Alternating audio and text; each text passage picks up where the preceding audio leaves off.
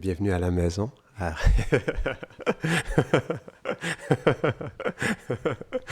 Arhadakri Parwan. Donc aujourd'hui, nous allons lire un verset du Srimad Bhagavatam, deuxième chant, chapitre 9, verset 18. Om Namo Bhagavate Vasudevaya.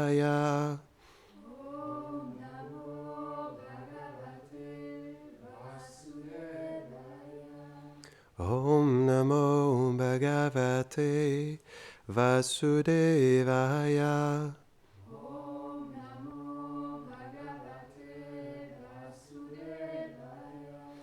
Om Namo Bhagavate Vasudevaya.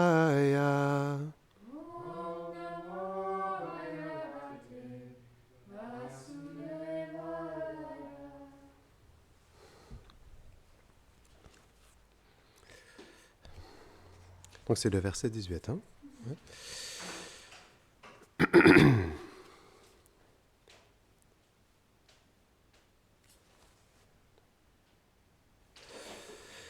Tadarshana pariplutantaro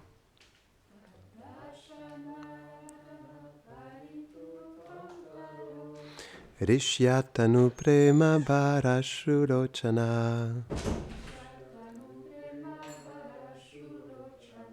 Nanama padam bujamasya vishvashring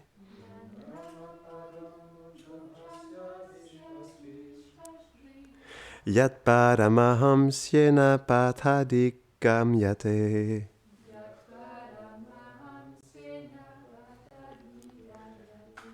Elle était très facile, celle-là.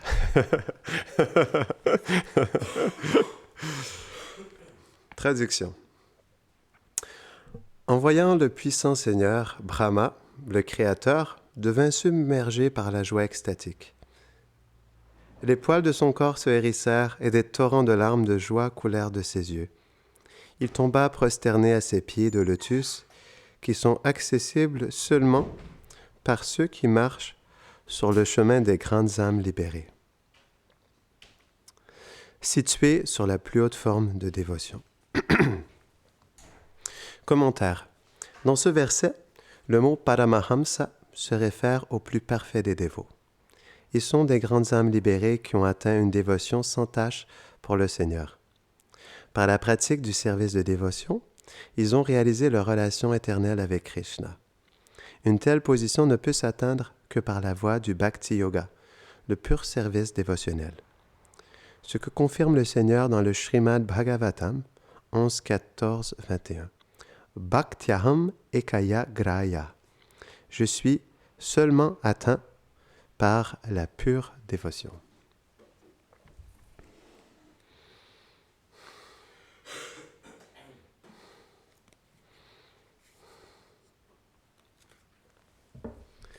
Om Agyanatimirandasya Gyanam Jarasharakaya Chakshurun Miritam Jena Tasmai Shri Gurave Namaha Shri Chaitanya Mano Bhishtam Stapitam Jena Bhutale Swayam Rupa Kadamayam Dadati Svapadantikam He Krishna Karuna Sindho Dina Bandho Jagatpate Gopesha Gopika Kanta Radha Kanta Namostute Tapta Kanchana Gaurangi Radhe Brindavaneshwari Vrishabhanu Sute Devi Pranamami Hare Priye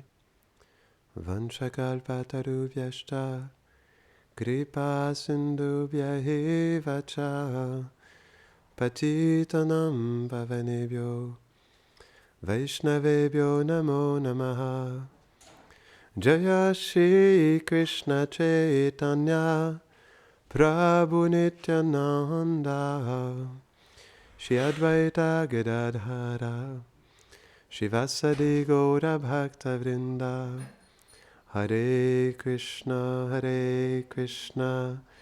Krishna Krishna Hare Hare Hare Rama Rama Rama Hare Hare Namahum Vishnupadaya Krishna Prashtaya Bhutale Shrimate Bhaktivedanta Swaminiti Namine Namaste Sarasvati Deve Gauravani Pracharine Nirvishesha Shrunavadi Pashtatare Shatarine.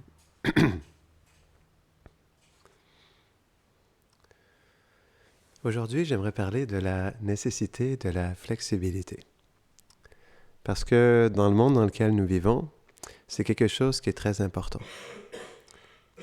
Ce qui se passe, c'est que malgré le fait que nous ne sommes pas du tout ce corps, toutes ces couches qui nous recouvrent, la conscience de l'âme, elle s'absorbe complètement dans ces couches. C'est ce qui fait en sorte qu'il y a une rigidité avec le faux ego.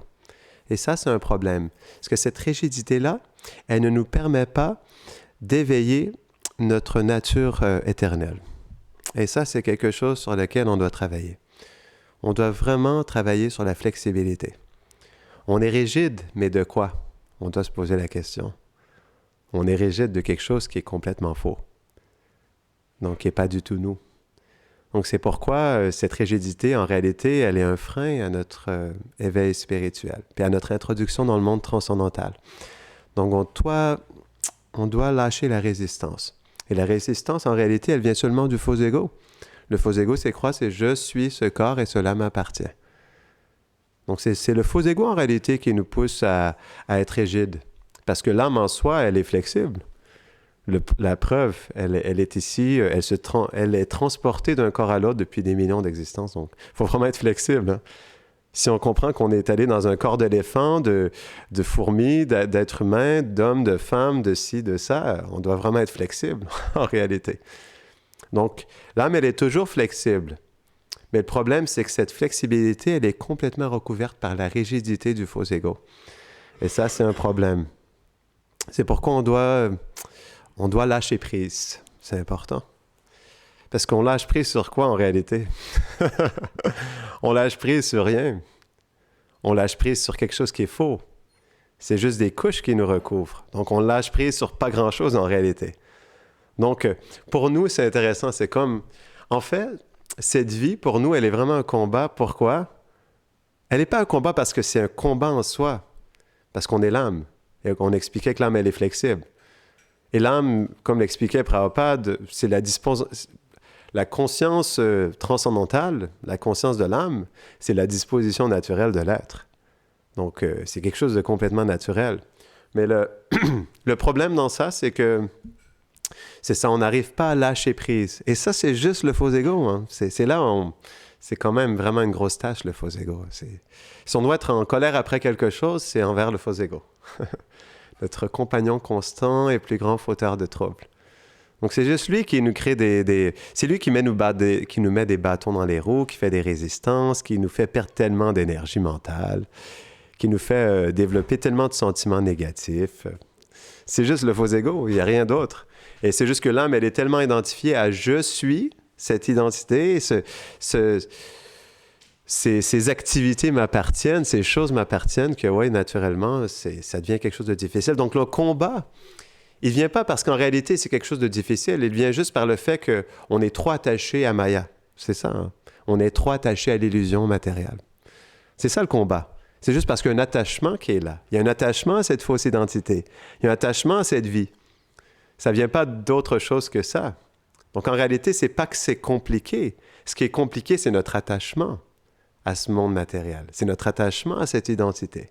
C'est ça qui fait en sorte qu'on a plein de résistances, qu'on a plein d'illusions, qu'on n'arrive pas à chaque instant à percevoir Krishna en chaque chose, parce qu'on est trop attaché à ce faux ego. C'est juste ça, il n'y a pas autre chose que ça. Donc c'est pourquoi on doit méditer sur cette flexibilité et on doit la développer. C'est pas qu'on la développe, elle est là, mais on doit l'éveiller. On doit éveiller cette flexibilité de l'âme parce que dans la flexibilité, il y a un lâcher-prise, puis dans le lâcher-prise, il y a un profond soulagement. Parce qu'on a un sérieux poids sur nos épaules. Essayer de porter ce fardeau de ce mental, de cette fausse identité, de ces anarthas, de ces impressions, de ces choses indésirables dans le cœur. Donc, naturellement, il y a un poids qui est là, mais le fardeau, on le porte juste parce qu'on veut le porter. C'est aussi, on veut le porter. On est attaché à porter le fardeau sur nos épaules. C'est juste ça en réalité. C'est juste parce qu'on est attaché au poids. C'est ça en réalité. Donc, on disait qu'on était attaché à ce faux ego, mais le faux ego, c'est quoi? C'est comme un boulet. Vous avez déjà vu dans les films les prisonniers qui portent des boulets, qui doivent le traîner à chaque instant partout avec eux. Imaginez-vous, vous avez un boulet que vous devez toujours traîner avec vous tous les jours. Vous devez l'amener dans la douche, vous devez l'amener dans le bus, vous devez l'amener au travail. C'est compliqué. Eh bien, c'est ça le faux ego, c'est un boulet qu'on porte avec nous, qu'on tire à chaque instant. Donc, en réalité, le seul problème, c'est notre attachement. Et c'est là-dessus qu'on doit travailler. C'est aussi simple que ça en réalité. On doit travailler sur l'attachement qui est là par rapport à ce faux ego, c'est ce qui se passe à l'externe et tout, quoi. Par les circonstances qu'on désire, les calculs qu'on fait pour garder ces circonstances matérielles. Tout ça encore, c'est juste le faux ego. Donc en réalité, si on veut se soulager de ce fardeau, pour avoir l'espace dans le cœur, dans notre mental, dans nos pensées, pour se souvenir de Krishna, et même aussi d'avoir le désir dans le cœur d'aller vers Krishna, le désir de se connecter à notre vraie identité éternelle, mais on doit lâcher ce fardeau.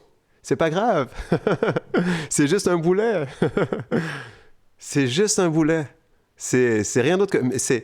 Mais c'est un boulet qui, pour nous, a de la valeur. C'est juste ça. C'est pas juste qu'on est attaché, on est attaché au boulet. Pourquoi?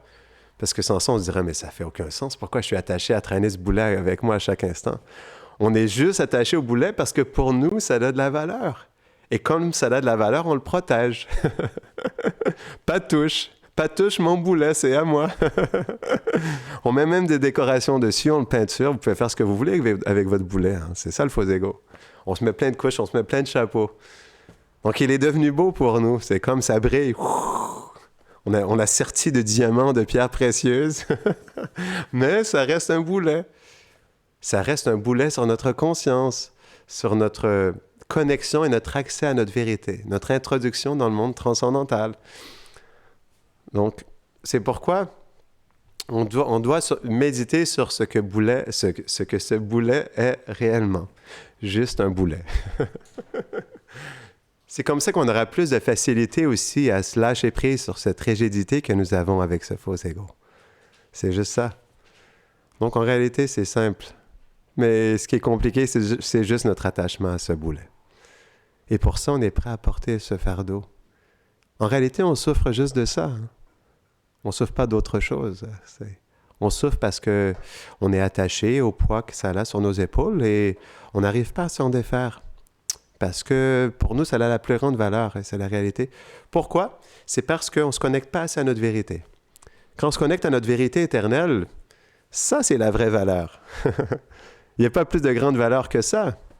Parce que c'est notre valeur éternelle. Donc, c'est sûr, c'est la plus grande valeur. Puis en plus, cette valeur, c'est notre expression de notre relation avec Krishna dans son éternité, dans son monde transcendantal, à Goloka Vrindavan.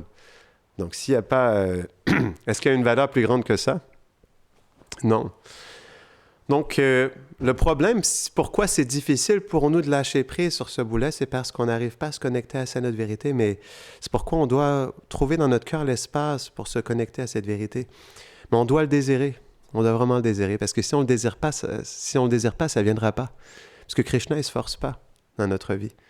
Donc, si ça ne vient pas, ce n'est pas parce que c'est la faute de Krishna, c'est pas parce que c'est la faute de quiconque, c'est juste parce qu'on ne le désire pas. C'est aussi simple que ça. Hein. Parce que, comme l'expliquait Vinod Baba, Krishna, il nous a acceptés, il accepte notre vérité, il accepte sa relation éternelle avec nous, et il accepte notre service éternel.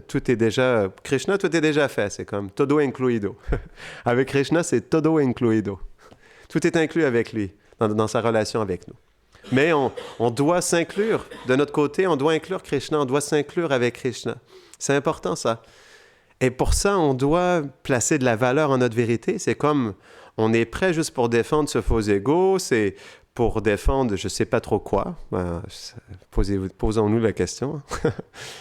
On est prêt à tellement avoir des résistances, à se fâcher, à être en colère, à pas trop vouloir se connecter à notre vérité.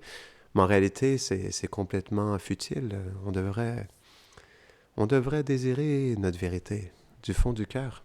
C'est important. Ça doit être la chose la plus précieuse dans notre vie, puis ça doit être le désir le plus important. Mais si on ne le désire pas, c'est sûr que ça ne viendra pas. Donc on doit le désirer, puis si on n'a pas le désir dans notre cœur, on doit pleurer. On doit vraiment pleurer. On doit pleurer du plus profond du cœur pour que ce désir se manifeste dans notre cœur, pour qu'on ait vraiment envie d'être dans notre vérité. C'est comme ça qu'on pourra très facilement se lâcher prise sur ce boulet et se laisser cette flexibilité s'installer. Parce que c'est dans cette flexibilité qu'on pourra justement avoir l'espace dans notre cœur. La flexibilité, elle permet quoi? Premièrement, elle permet de se défaire de ce faux ego, mais aussi, quand on se défait de tout ça, qu'est-ce qui se passe? On a de la place. On a de la place pour Krishna dans notre cœur, dans nos pensées, dans nos sentiments, dans nos désirs, dans l'instant présent. Et c'est comme ça qu'on peut plus facilement se connecter à lui. Cette flexibilité, elle nous permet d'ajouter Krishna, d'ajouter son monde dans notre quotidien. C'est pourquoi c'est important. C'est pourquoi c'est tellement précieux. Donc, on doit vraiment travailler sur cette flexibilité pour nous permettre de nous connecter plus facilement à Krishna. Parce que, en réalité, comme l'expliquait Srila Prabhupada, c'est juste le temps. C'est juste le temps qui nous sépare de Krishna. C'est juste ça en réalité. Et on doit mettre toute notre foi dans ça. C'est très important ça. Il y a juste le temps.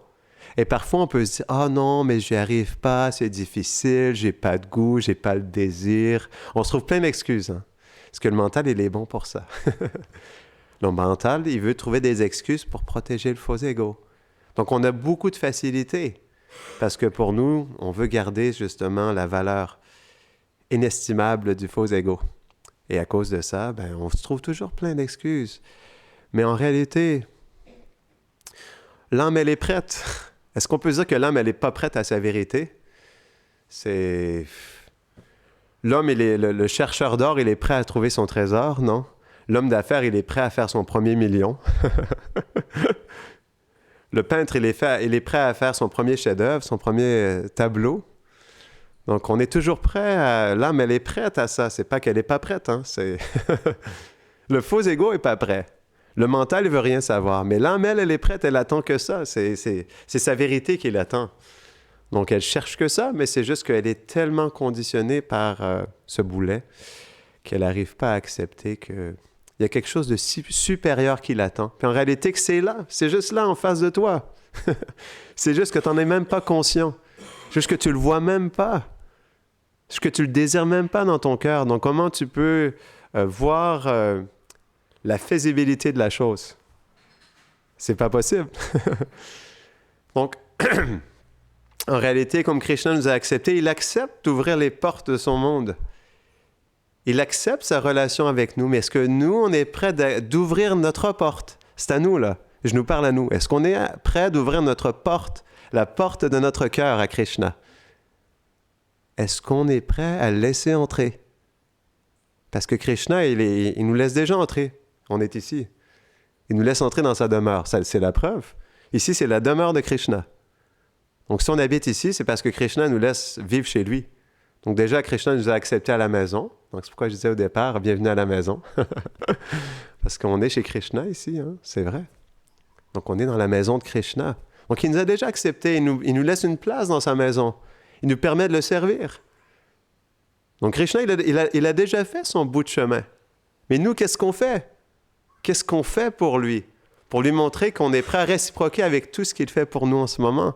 Est-ce qu'on est prêt aussi à le servir? Est-ce qu'on est prêt aussi à mettre notre cœur? Krishna, il met du cœur pour nous amener ici. Hein?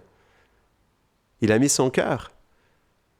Sans ça, on ne serait pas ici. Il faut comprendre la complexité de l'âme conditionnée, même si c'est simple en réalité, parce que l'âme, elle est l'âme.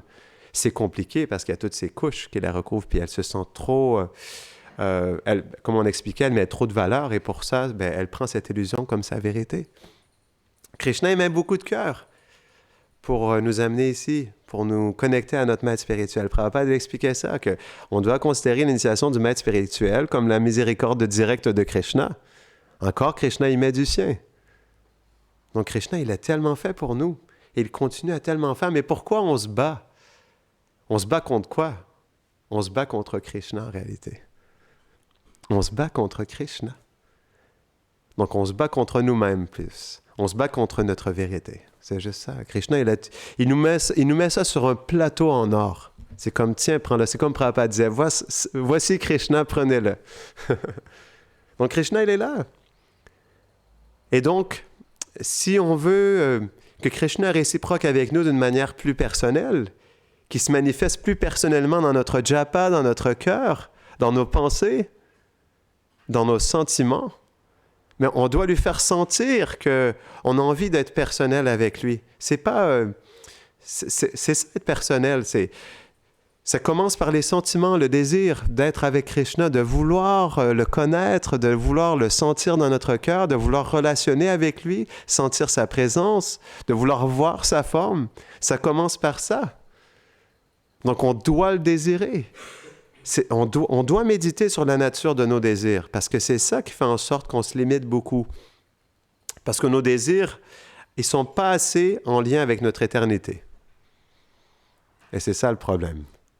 À cause de ça, nos désirs, ils sont canalisés vers notre faux ego. Et on développe encore plus de rigidité. Encore plus. Donc on en a déjà beaucoup, mais on en rajoute une couche après l'autre.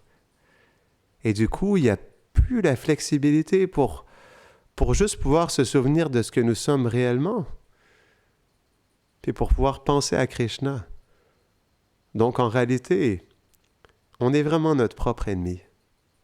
Vraiment, c'est juste nous. C'est juste nous le problème. Donc Krishna, il est prêt à nous accueillir les bras ouverts et à nous donner une expérience de sa personne, mais on doit lui faire sentir qu'on veut l'expérience de sa personne.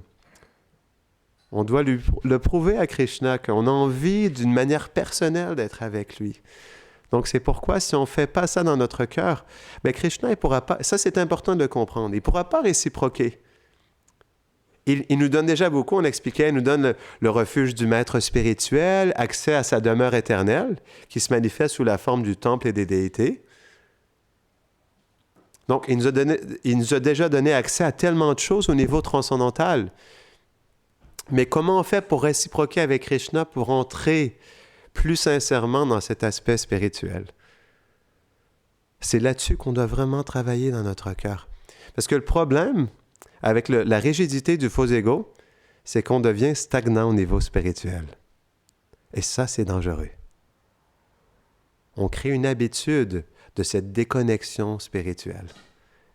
Et à cause de ça, on n'arrive plus à trouver l'inspiration dans notre cœur d'aller plus profondément dans cette réalité spirituelle. Le problème, c'est que cette habituation matérielle, elle ne nous permet pas de faire l'expérience de la fraîcheur toujours nouvelle du monde transcendantal. Chaque jour, même dans le temple, chaque jour est nouveau. Et pourtant, pour nous, c'est comme une habitude. Je viens au Mangal Arti, c'est comme ça fait des années que je fais la même chose. C'est toujours le même Mangal Arti, les mêmes chants, les mêmes déités, les mêmes personnes, avec les mêmes têtes. Et donc, pour nous, c'est comme toujours la même chose. Mais ça c'est le danger de la rigidité du faux ego. Cette rigidité, elle nous empêche de faire l'expérience de la fraîcheur toujours nouvelle, toujours en expansion du monde transcendantal. Et à cause de ça, on ne peut pas développer le goût. On ne peut pas développer le désir d'aller plus en profondeur dans la réalité de Krishna. Ce n'est pas possible, parce qu'on ne fait pas l'expérience de cette fraîcheur. On fait l'expérience de quelque chose de terne et stagnant. Parce que, en fait, le faux ego, il nous pousse à vivre les choses au niveau des modes de la nature. Parce que notre vision des choses, elle est basée en quoi? Selon comment notre conscience, elle s'absorbe dans les énergies de Krishna. Donc, si on s'absorbe dans la passion, l'ignorance et la vertu, ben, c'est juste ça qu'on va percevoir et c'est juste ça qui va entrer dans notre cœur. Mais si on perçoit Krishna, si on perçoit son monde, si on le désire, c'est ça qui va entrer dans notre cœur, dans notre conscience. Donc, c'est pourquoi c'est vraiment subtil et on doit faire ce travail au niveau de notre conscience, de notre cœur. Parce que si on ne le fait pas, qu'est-ce qui va rentrer? Les modes de la nature. Et du coup, on ne pourra pas sentir la fraîcheur de Vraj. On ne pourra pas sentir la douceur de Vrindavan. Et à cause de ça, on va être découragé. On va même être prêt à se déconnecter. Donc, si on veut vraiment se connecter à la douceur de Vrindavan, bien, on doit faire ce travail dans notre cœur. Parce que c'est là, c'est présent. Et on a notre place avec ça. Donc, on doit vraiment prier très sincèrement pour que Krishna nous aide à placer les choses dans notre cœur, pour qu'on puisse être en mesure de devenir conscient de ce qui se passe, pour qu'on puisse avoir le désir de se disposer favorablement. En fait, je trouvais ça intéressant dans le verset, c'est expliqué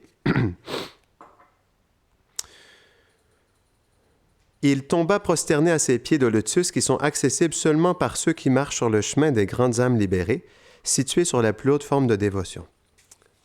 Donc, pourquoi l'association de dévots qui sont plus avancés que nous est importante? C'est parce que quand on suit dans les traces des Vaishnavas, qu'on s'imbibe de leur état d'esprit, de leur mentalité et de leur relation avec Krishna, alors ça déteint sur notre cœur. Donc, c'est pourquoi aussi on doit apprendre comment s'associer avec les Vaishnavas. Parce que lorsqu'on dispose notre cœur pour s'associer réellement avec les Vaishnavas, alors c'est à ce moment-là que ça peut être connecté. Parce que c'est seulement, comme elle expliquait ce verset, c'est par ceux qui marchent sur le chemin des grandes âmes libérées. Donc, il faut comprendre. Donc, c'est quoi le chemin des grandes âmes libérées? C'est la mentalité des Brajbasis. C'est l'état d'esprit des résidents de Vrindavan. C'est ça qu'on veut atteindre. C'est ça qu'on cherche. Donc, si on veut développer ça, on doit méditer sur une personne qui a ça. C'est ce que Rupa Goswami l'explique. Et donc, imaginons-nous si nous sommes dans la présence physique d'une telle personnalité et que nous pouvons entendre ses instructions, nous pouvons l'entendre chanter, nous pouvons la voir, recevoir ses instructions dans notre cœur, alors c'est comme ça qu'on peut aussi marcher sur le chemin de la pure dévotion. Donc, on doit comprendre que c'est sûr que par nous-mêmes, par cette vision qui est tellement contaminée par les modes de la nature, que par nous-mêmes, ça va être difficile d'ajuster notre cœur et notre conscience à ce monde transcendantal. Mais la clé du succès, c'est de non seulement se connecter avec une personne qui est dans cette réalité transcendantale, mais aussi de suivre sur ses traces. Ça veut dire, lorsqu'elle parle, d'appliquer ce qu'elle dit dans notre vie au quotidien, de l'appliquer sincèrement, puis d'essayer de marcher dans les traces de cette personnalité, de l'appliquer dans notre cœur, puis de changer notre mentalité. Donc, on doit vivre dans le refuge et la miséricorde d'un résident de Vrindavan, ou d'un dévot qui est connecté à Vrindavan. Ça, c'est vraiment important. On doit vivre dans le refuge et la miséricorde. Et ça se fait dans nos désirs, dans nos pensées, dans nos sentiments, dans notre vision des choses. Donc, on doit complètement changer notre vision. C'est une seconde naissance. On doit complètement tout changer. Et c'est pourquoi on doit laisser la place dans notre cœur au changement. On a beaucoup de choses à changer en réalité. On est une âme conditionnée par les modes de la nature qui souhaite développer l'état d'esprit des résidents de Vrindavan. Donc, si on comprend qu'est-ce que c'est l'état d'esprit des résidents de Vrindavan, c'est quelque chose de très pur, de très élevé. Mais on est fait pour ça. Même si c'est quelque chose d'élevé, on est fait pour ça. Et on peut se qualifier pour ça si on fait les choses correctement, dans le refuge et la miséricorde d'un Vaishnava qui est dans cette connexion transcendantale. Et on doit vraiment, c'est comme ça, pour nous, ça c'est comme notre trésor, c'est notre joyau, c'est notre adoration. Et on porte ça dans notre cœur et on chérit ça et on cultive ça, on nourrit ça au plus profond de notre cœur. C'est notre joyau, c'est Patouche. On parlait tout à l'heure Patouche, ça c'est Patouche. Ça, c'est la plus grande valeur. C'est la fleur de la dévotion qui doit s'épanouir. Et on doit vraiment faire tout en notre sincérité, pas pouvoir, parce qu'on n'a pas de pouvoir, mais tout en notre sincérité de cultiver cette fleur de la dévotion et d'être conscient de cette fleur, de savoir qu'est-ce qu'elle a besoin, comment on peut la nourrir, comment elle peut être protégée, comment elle peut s'épanouir. Et c'est comme ça qu'on pourra progresser spirituellement. Que à chaque jour dans le temple, ça sera quelque chose de nouveau. Ça sera quelque chose de frais. Et ça sera quelque chose en expansion. Et on sera perdu dans cet océan de nectar spirituel. Donc c'est pourquoi tout est là déjà. Et on doit juste... Tous les ingrédients sont là. Tout est là. Krishna a tout placé. On doit juste se disposer à à être dans le refuge et la miséricorde de cette réalité transcendantale. Donc on va terminer ici. Est-ce qu'il y a des questions ou des réflexions avant qu'on termine? Grantara Srimad Bhagavatam ki Janitai Gaura Primanande.